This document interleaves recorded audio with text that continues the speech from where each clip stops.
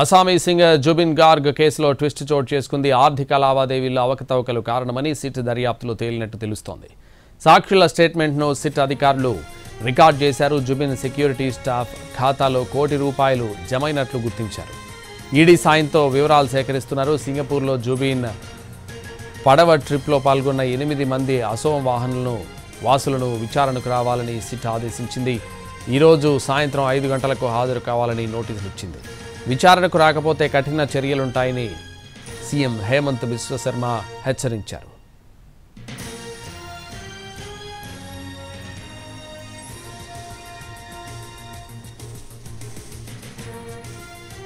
September 19, 2025న సింగపూర్లో జుబిన్ గార్గ్ సముద్రంలో మునిగి మరణించారు. లైఫ్ జాకెట్ ధరించకుండా పోవడం వల్ల ఈ ప్రమాదానికి గురయ్యారు. మొదట దుర్ఘటనగానే అనుకున్న ప్రజలు అసోం కళాకారుల ఒత్తిడితో ప్రభుత్వం సిట్ ఏర్పాటు చేసింది. విష ప్రయోగం, వైద్య సహాయం ఆలస్యం చేయడం, కుట్రలు వంటి ఆరోపణలు వెలుగులోకి వచ్చాయి.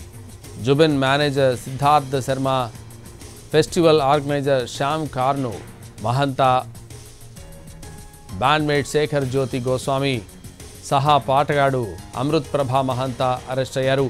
వీరిపై కుప్పకూల్ హోమిసైడ్, క్రిమినల్ కుట్ర, నిర్లక్ష్యం వంటి ఆరోపణలున్నాయి.